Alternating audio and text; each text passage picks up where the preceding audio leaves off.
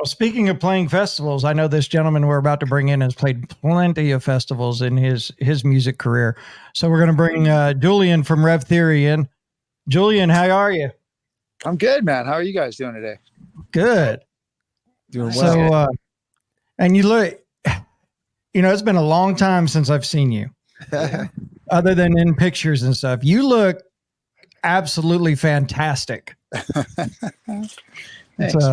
You look great. And yeah, I was rolling through your Instagram. I think it was your Instagram that I was scrolling through the other day, and I saw an old picture in there, and it made me cringe to begin with. And then right underneath that caption was "Friends don't let friends play thunders." And I was like, Hey, man, you know what? Out of all the pictures and all the shows, that made it. So, there's something kind of cool about that, isn't it? Oh, yeah. I have no doubt, man. Yeah. So how's life been treating you? It's been good, brother. It's good. Yeah, it's nice to connect with you here. Just been chilling, man. I live up in Canada, peaceful life on Vancouver Island, and life's good, man. I'm wanting you to kind of take us through the journey of Rev Theory, beginning with Revelation Theory to Rev Theory to where you're at now with the incarnation of still putting out some music here and there and things like that. So bring us back to Idol Rock Records and Revelation Theory and Slow Burn, and we're going to play a little bit of Slow Burn here when you talk about that for a minute. Hell yeah. Yeah. So, well, Rich, Dave, and I went to college together in Boston. So we went to school 1997 to 2001. And Dave just happened to live down the hall from me. And Rich happened to play football. I played hockey at the time. So we just started connecting. Rich was hammered one night and started singing. And I remember being like, wow, you got a really sick voice, bro. And he's like, oh, man, I always wanted to be in a band and blah, blah, blah. And I was like, all right, well, let's start jamming. And we started playing like some Silverchair and STP and like Bush, maybe, Yes, we started jamming that stuff, and Dave fit right in. And then when we graduated college, Rich had like a techno song that was popular, believe it or not. And it was like hugely pop. He just recorded for a DJ, like he just sang on some song in New York City, and it became like the biggest song of the summer. And he was playing all these huge festivals, and oh wow, it was pretty fantastic because we were still in college when it happened. So we were like, it was just awesome. We're going to all these clubs in New York and Boston and all up and down the East Coast. So doing that and playing shows, he ended up playing for Steve Ferraro, who started Idol Rock Entertainment. He booked him at a club to come sing this techno song. And then he heard him on the stage and he just said, hey, man, this guy, he's like, dude, you have a sick voice. He's like, do you ever think about doing rock? And Rich was like, yeah, absolutely. He's like, I'm in a band now in college. And so that guy at the time, Steve Ferraro, had signed an artist to Fred Durst's Flawless label in like 2001, 2002. And so Steve had some connections to Creed, worked with them. He worked with Fred, young guys like our age at the time. We were all like 25, 20, 22 to 25.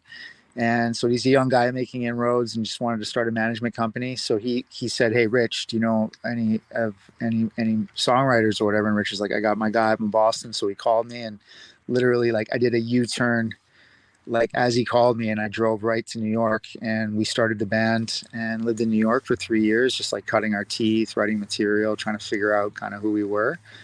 And 2005 is when we put the budget together, like just cobbled together enough money to make Truth is Currency. And we kind of reached out to Paul Ebersold and Skid Mills down in Memphis, and they made the record on the cheap, 2.5 weeks, super down and dirty, but it was one of the best experiences of our lives. So that record ended up kind of getting us started. And then Evanescence kind of found us through MySpace, believe it or not. At the time, we were like, someone posted to her page being like, check these guys out. And they posted Slow Burn, which you were just talking about. And next thing you know, we were going on tour with Evanescence all over the world. So and that kind of took us off. And then that led to like the Interscope kind of signing and stuff. But those were the Idol Rock years. Idol Rock was essentially always like the sixth Beatle kind of thing, or fifth Beatle kind of thing. So Well, let me. We're gonna roll into a little bit of slow burn here, so we can relive it for a minute. Here he is. I guess it's still Revelation Theory if you're talking this album, huh?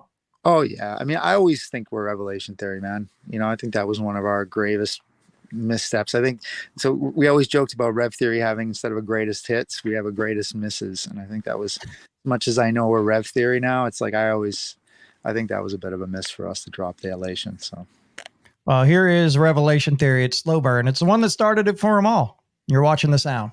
All right. Well, I know. So I still rock out that to that album. Just saying. That nice. that album is still one of my all time favorites. Everything on that album is so good. But Thanks, Kevin. that particular song brings back some really good memories. I saw somebody post that they said they first saw you guys at Clicks Billiards in Baton Rouge.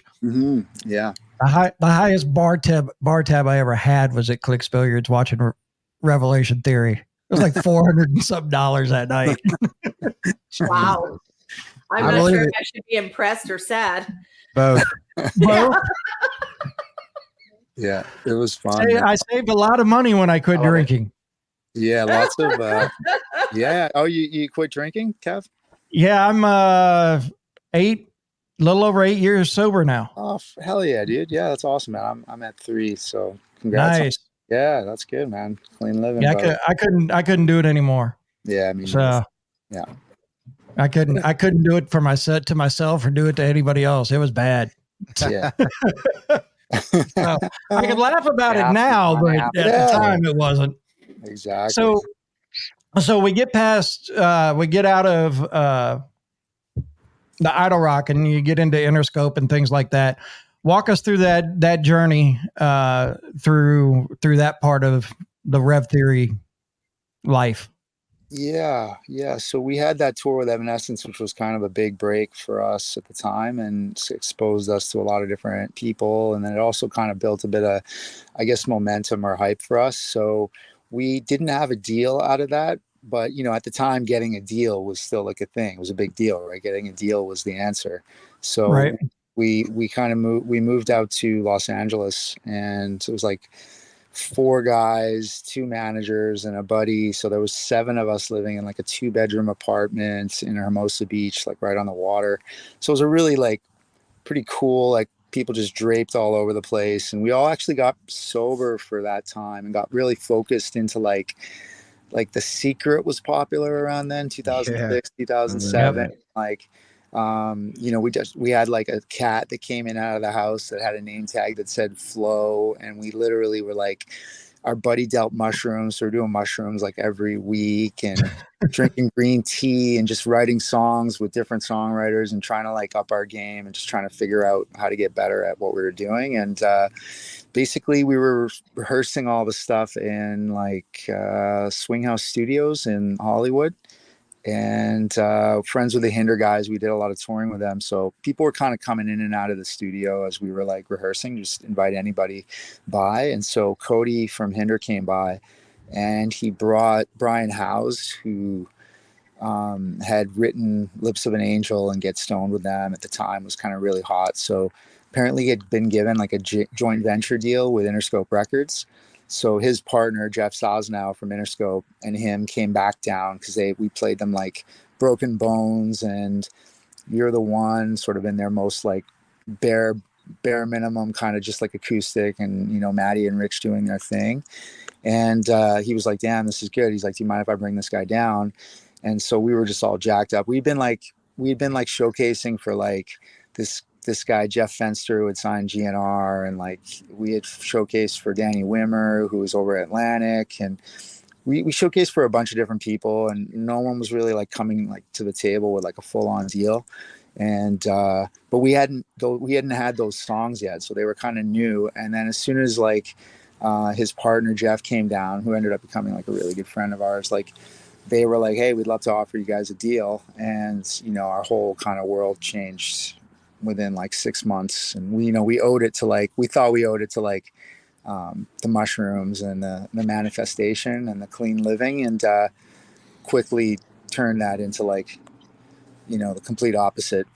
as we wrote Light It Up and Hell Yeah, obviously. So how did Hell Yeah become part of Blue Mountain State?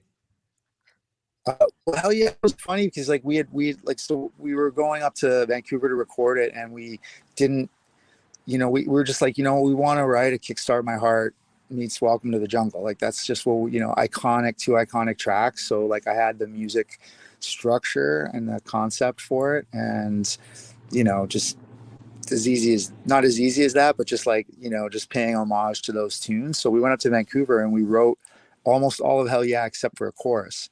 We just didn't have a chorus. We had a riff, we had all the stuff, and we didn't actually have a chorus until like the last sessions in the studio. And Brian House, our producer, like came out of the studio. He's just like, give me a hell, give me a yeah. And we were like, oh my God. Inside, Maddie and me were like, oh my God, bro, like this is the worst thing I've ever heard in my entire life. Or it's like, it could be like the catchiest thing. Like it was super catchy, but we were also like, oh my God, that could be career suicide. You know what I mean? And so, ultimately we became, and we're known as the band that did Voices, which we never did, and the band that did Hell Yeah, which, we never would have written unless we had written it with Brian.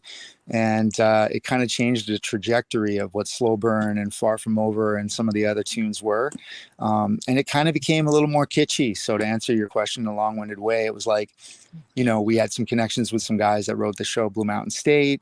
Interscope was working the record, like we were taking every angle. And at the end of the day, this guy connected with it because, it has a little bit of a sex, drugs, and rock and roll, but also like a little comedic kind of fun vibe to it, a kitschy vibe to it. So, and obviously it resonated with their community in a crazy way. So yeah, it just kind of came that way. And then we ended up friends with some of the guys, like Dad was rad, and a couple other guys were super cool. So that's awesome.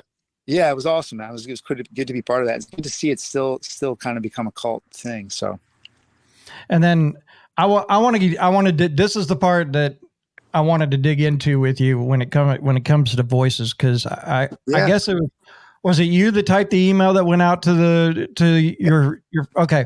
So I got the email and I was reading through it and everything, and I was just like, God, this is excuse my French here, but this is fucking horrible. And hearing the story of you guys going in and recording it and you don't make many money off of it and all that kind of stuff. So kind of explain to us how that came about, and then what you just recently did for all of that.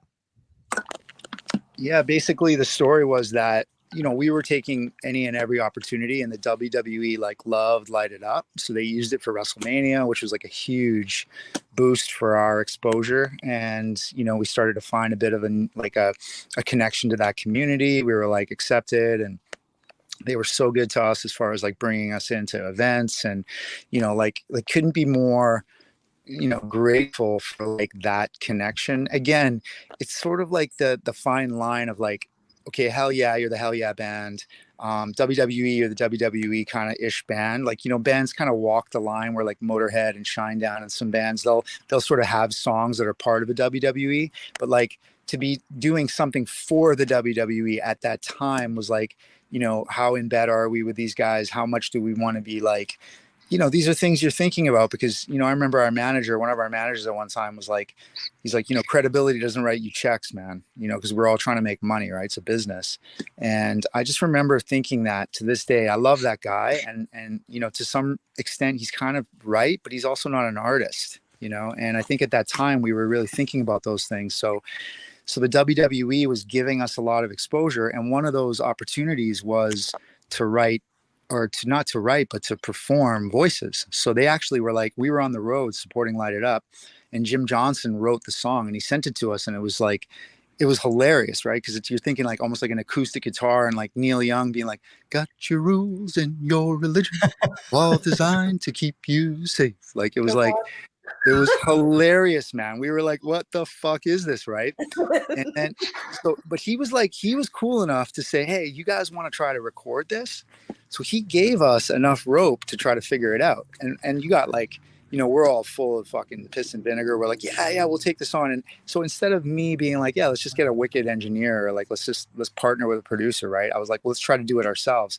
But we had no business doing it at that time. So we literally, what we sent him back after recording 2-3 sessions was just not good enough, right? So he was like, no, I'm gonna produce it, and we're gonna have Rich sing on it.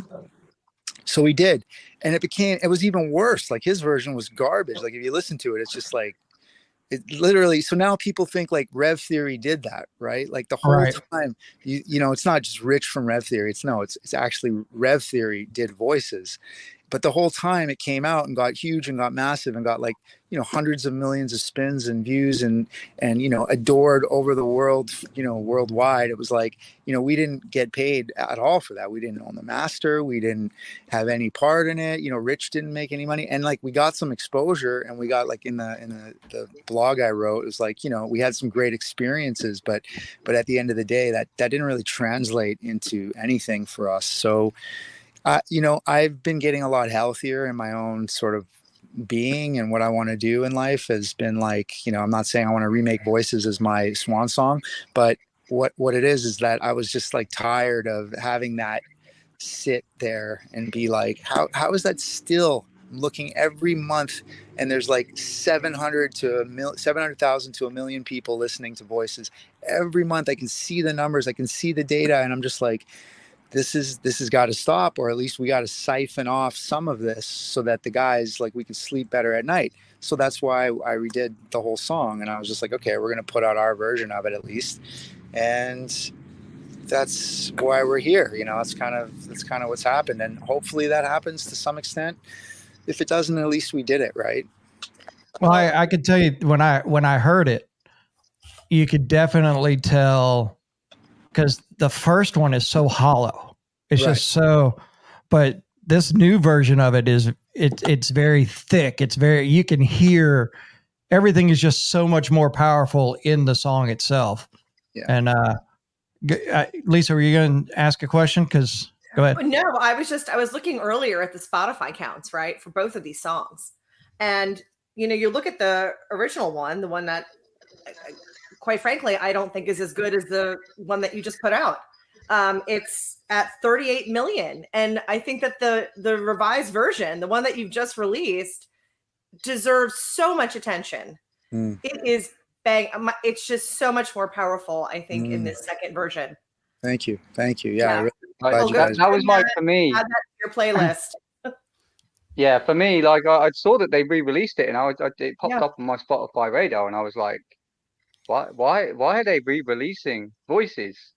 And then I listened to it, and I was like, oh shit, like this is a lot more fuller and a lot more. Yeah. You get a lot more from the newer release than you do from, you know, the previous. So on that note, I'm just going to play the intro of the newer one here real quick. So here you go. All right. So you could tell it's a lot. It punches you in the face a whole lot more. Yeah, a lot livelier. So did you do, Julian? Did you do all of it? Your mic's muted, Julian. Sorry, buddy. Yeah, you're good. I was no worries. Yeah, I was working with a guy, Brino, from I think he's from Portugal. Yeah, we worked on it and we co-produced that together. So yeah, man, it's just finally we're getting a version that is more representative of what our sound is or was. And I mean, you know, moving forward, I don't know what, like we've already written a lot of stuff. I already have a lot of material that I'm sort of parsing through right now. And I'm not even sure, you know, like I'm thinking a lot about what that means to move forward. But I think just knowing that that's, you know, I think like to answer the question, like, is like, why did you guys do that? It was like the Taylor Swift kind of thing happened. And I know that sounds embarrassing to even say that, but it sort of allowed a lot of people to think, okay, well, why not us? Like, why not the people at the blue collar level of bands, you know, put something out to take ownership back from whoever their slave owners are. I think that gave us some credence to do that. And so there was a couple different reasons as to why we ended up doing it. But overall, I'm happy that it's more badass. So going on into the future, so last year or the year before, Make Me a Drink. We played that on our station for quite a while. So what's the new, you said you're going through music, is there going to be new Rev Theory stuff coming? Yeah, so we have a song coming out. It's like it's an unreleased track that we had from a few years ago that was supposed to come out but didn't come out. So we're gonna put that out. I got a cover that I'm excited that we did, but it's a little bit more. Again, it's a little bit more like hairy balls than the original, and yeah, there's probably another like 10 or 12 tunes that I have written. Nice. But we're trying to figure out, like we went through a bit of a phase there with where, Rich took a step back to sort of start a family as well as Dave. And, Maddie and me were still sort of boots on the ground. We really wanted to keep going together sort of as some sort of a new modified version of what it could be. And I think Make Me a Drink, and I think that song won. And Drop the Hammer. I think those are all really good songs. I'm really kind of stoked that we put those out.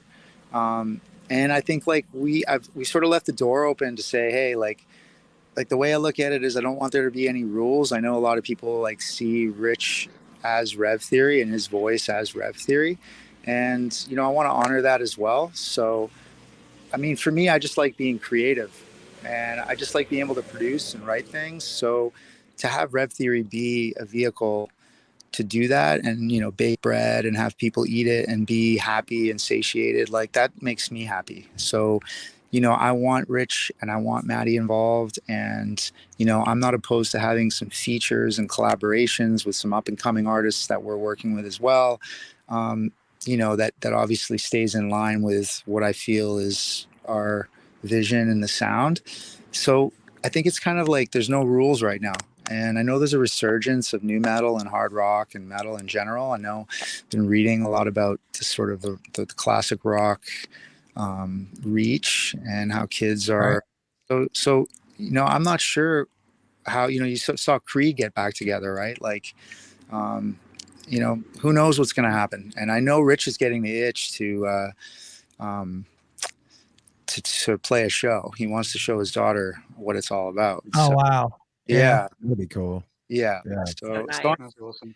Yeah, that'd be awesome. So I wanted to go back to what you said earlier about the time where you said y'all changed the name from Revelation Theory to Rev Theory, and it was kind of a did you say misstep, or what was the word that you used for it? Yeah, well, we had this idea where like bands put out greatest hits, and then we would say we would put out our greatest misses, like because if you look back, you can kind of see where things kind of went the wrong way or where you sacrificed basically artistic integrity for the communal greater good, or when you see like administrative bureaucratic influence into your process.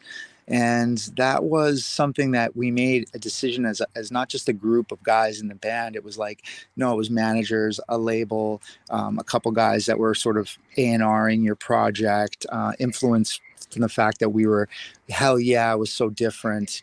And, we wanted to add Ricky Licks or something like that, like a Slash type element to the band that we never had. So, you could see why you would be sort of seduced into thinking that would have been a good idea, but, and then sort of justifying it with the fact saying, well, all our fans call us Rev Theory anyways, right. And so that was our justification to take us over the finish line on that particular idea. And I've never felt like it was the right move. I remember being in Nevada, in Reno with Sean Morgan, and we had been just fucking wrecked like all night, and we were mangled, and we'd done like all whatever and everything and anything, and started at like the casino and ended up in some like military chicks. I don't know what the hell. It was a weird, like crazy, like a rock star night. Yeah. Okay. I got you. yeah. But it was like, yeah. So it was just a weird place. And I had to wake him up by putting a bump of Coke in front of his nose. You know what I mean? The guy like finally woke up at like 6 a.m. for us to go. But I remember us having this conversation about it. I remember like him being on the side of the stage when we were Revelation Theory. And I remember Aaron Lewis being there. I remember Amy Lee being there. Like, I remember like the the level of like credibility or integrity we had with people that were so interested to come over and watch us in the day to check out what we were really doing. And it had nothing to do with solos, and it had nothing to do with sex, and it just had to do with the power of the music and our sort of collective unity. And so once we sort of compromised a little bit of that for the deal, for the sake of the home run, and going for the budgets and having people influence, like a song like You're the One is a disaster, because we literally let our publisher play drums on it. My mom had passed away that year, and it's like, you let go of the reins a little bit, and all of a sudden you got some suit playing drums on a song, and you're on your record. Like, and I'm not against suits playing drums at all. I'm just saying, like we're the band, right? So that started to happen with Hell Yeah and Rev Theory and Light It Up. That whole record, as awesome as some of it is, there's also a lot of cringy stuff on there that I feel like represents exactly what I just kind of went over. And then there's the Far From Over, there's the Broken Bones, there's the Wanted Man. Yeah, like there's just parts on that record that are just so what we were, and then there's parts of that record which are so of what we're, some amalgamated Darth Vader version of us that now people know us for. Well, that's, I hate that kind of happened for you guys, but it's great to hear that story, especially for our audience. We got a lot of up and coming musicians, bands that listen to the show, to hear that side of it, because, if you're deep into music and you've ever watched a band talk or give a backstory, there's always pressure from the management side, the label side, the money side, to change this or that. And then you hear some bands that are hard-nosed and never give an inch, and it works out great for them. But I could imagine being, however, what year that was for you. You said like mid-20s probably, right? And you're worried that it could all dry up tomorrow if you don't follow what's working in this one song. So that's, thank you for sharing that with us, because I do remember from your first record, that first song, Slow Burn, and then hearing like Hell Yeah come out and thinking every band kind of evolves and gets a little bit more in production or a little bit different sound. And I do remember feeling that song was kind of that way, but it was catchy as hell. So it's like, of course you're going to run with that, so thanks for sharing that with us, man. Yeah, of course, brother. Yeah, no, it's good. And there's so much like pride also that comes from, knowing that song is, like we were athletes, right? So to know that song's kind of a jock jam now, and being a little older and sort of not necessarily being as critical and not as harsh on ourselves. I mean, I know I'm being quite sort of pointed in my review of the past, but the reality is I'm less critical or hard on myself about it. I'm more accepting that, that you're right. Like, I made those decisions. I wasn't, I went along with it because I also felt like it was pretty catchy, right? Like, so, right. And there was like literally a cunt hair between us being what we are and being, GNR, right? Like that, Correct. that like, that Paradise or the Welcome to the Jungle moment or Sweet Child O' Mine moment for them when they were getting played and literally wasn't working out for them. And then next thing you know, it like, it hit just at the very last gasp of trying for those guys. On MTV, right? If I remember correctly, right? They got added late night rotation. That's right, man. That's right. Yeah. On a favor, right? To Geffen. Yep. Yeah. So that kind of like, and we didn't have, so Avenged was probably the last of the MTV exposure to have sort of ubiquity over the sort of the national, international landscape. So it's like immediately you have a channel that tells everybody you're cool.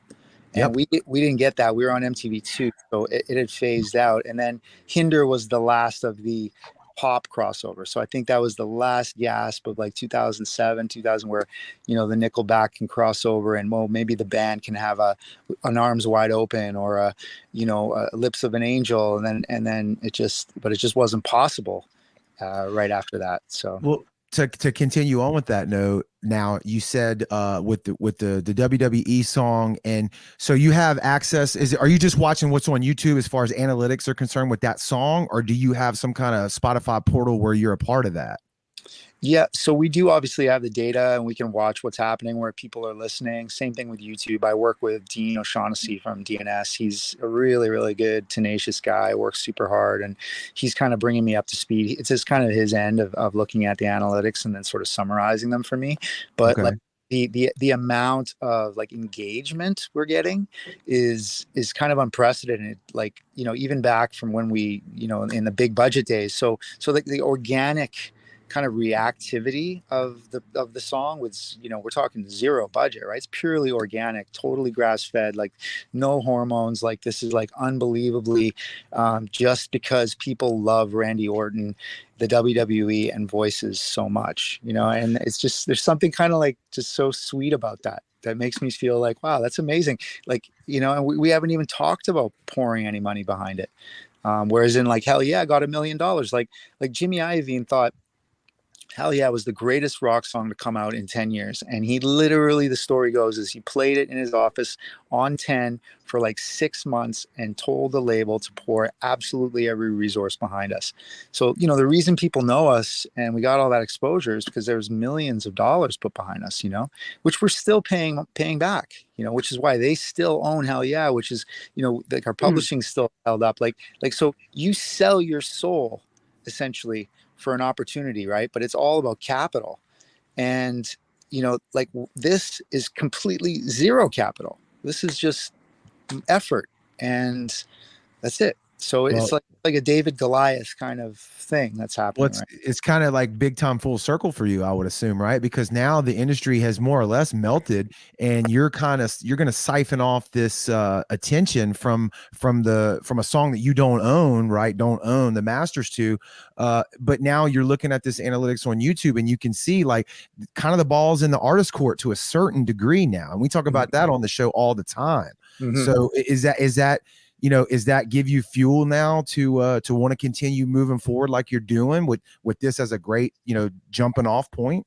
Absolutely. I think there's a spark here, and I think, you know, creates momentum. And you're right, there is a second chance here to some extent, where, you know, if we sort of continue to just satiate our audience and also, you know, make music that we like to make because we like to do it the same way we did it for Slow Burn. I mean, that was purely, you know, from the band for the band, right? Like, so, you know, I'm thinking about ways to get back to that, because that type of thing feels really, you know, I've been toying with all sorts of like, how do we do this? Because, you know, now that I'm a little older and I you know, I think I know more than I do, I actually, you know, there's ways to sort of like almost be a little too smart about what you're doing. And I want to make sure that we don't get in our own way there. So it's like, you know, bringing on the right counsel, having the right people to collaborate on the business end with as well, I think is important for any artist. So, well, we were talking about it before we went live, and that's what I said. I was like, look, you know, if they don't own the song and they got that much attention's the game nowadays. So just siphon that off and you're ready to go. Who gives a shit about who owns the masters on the first song, right? And hopefully that's what you're doing now. If you wouldn't have told me that you were 3 years sober, I would tell you, eat the mushrooms again, get in a room with your buddies, and fuck everything else. Just make content, and music, right, and see where it goes. You know? Yeah. That's awesome. I love that. Thank you, man. That's great. super inspiring. Thanks, brother. Yeah, definitely. yeah. It's like you talk about no rules. You're happy. You're making music that you want, and like you see so many bands that do sell themselves out. Like, and for me, being a fan of the music, it's seeing the passion and a band writing what they love makes me love that music a lot more. So you've been around the block a little bit, Julian. You know, you've been in the scene a very long time. You went from the old days of, you know, having to go out touring and pushing hard to now putting something out in the internet universe.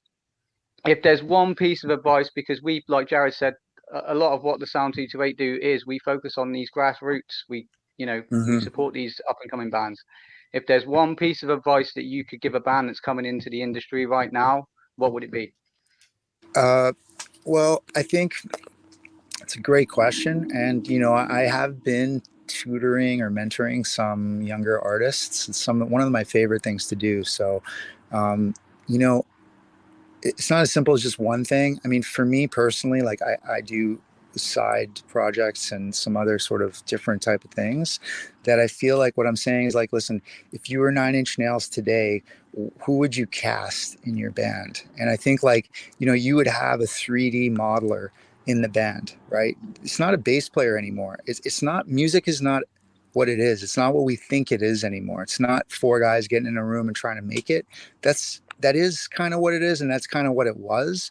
But it's like, you need, I'm not saying forget about marketing, forget about business, forget about all that shit, right? It's like, you need to focus on where the ball or the puck is going, and it's heading to gamification. It's heading to the augmented spaces. It's heading to experiential stuff. It's heading to 360 sound. It's heading to, like, if you're a musician and you're just playing a guitar, you need to write incredible songs. You need to be able to perform and or partner with someone that can perform those songs and get your vision and message across. But then you need to have visuals that are equally as compelling, and you need to be able to put them out and not worry about people dismissing them within 6 seconds. So it's like, you need to be able to turn that process over daily. If you're a new musician and you want to do that, you can do that, then you have a chance. If you don't, you got it. You know the game, and that's the truth. And what's crazy is all the kids who are out there right now, like, you think of all your favorite band's first record, you know, what were they, like, probably 17, 18 when they wrote it? Maybe it was 21, 2 before it ever came out and you heard it. The kids that are that age right now, they know how to do all this shit. Like, they've got, you know, they know how to play the guitar and do all the crazy internet stuff and technology with, you know, all the AI stuff that's coming out. A lot of that's going to be automated as well. So I think it's going to be a wild ride to see where all this shit's headed, you know? Hell yeah. No, for sure. So, I mean, a band like Sleep Token is really interesting. And that guy's just like mastered every genre that's been popular over the last like 10 years. And he's just, I don't know, he's obviously a virtuoso. So, you know, and that how good it had to be, visuals plus the performance. Like, so I think just focusing on thinking different as far as like including other elements of sound and color into your process, as opposed to just writing a song and trying to get a deal and put it on the radio and all that stuff. Just reframing how it works. Which is Jared, I'm going to do one thing. Yeah, right. Exactly. Yeah. Right there, Jared. Which is why I think TikTok is so successful, because you're sort of reframing that entire process. You're reframing who you are, right, in that short little video. Yeah. I mean, I want to, like, I think you guys were talking about like the catalyst. I think this song has a bandwidth that can gain some attention, so that what we do next is seen and heard, as opposed to just, you know, going into the wind. I think that would be really nice if we could achieve that over the next, like, you know, 2 to 3 years. Well, keep us in the loop, man. Anything we can do, as soon as you're ready to let it go, send it to us, and we'll put it out on all of our stuff, you know, play it, whatever we can do. Yeah. Thank you guys. I really appreciate that. Thank you. We appreciate it. And real quick, Julien, if somebody wanted to catch up with you guys, what's the easiest way for them to find anything on Rev Theory right now? I think Facebook, Instagram, TikTok's starting to go. I'd probably say Facebook and Instagram. Still the dinosaurs on Facebook, but IG. Yeah, I would go there, and always official Rev Theory or Rev Theory. Awesome. Well, Julien, thank you so much. So glad we got to reconnect after however many years it's been, but glad to see you doing really well too. Hey man, thank you so much, you guys. It was so good talking with you. Thanks, Kevin, for doing this. Really appreciate it. No problem. Thank you. Thank you for your time. Yeah, cheers guys. Nice talking with you. All right.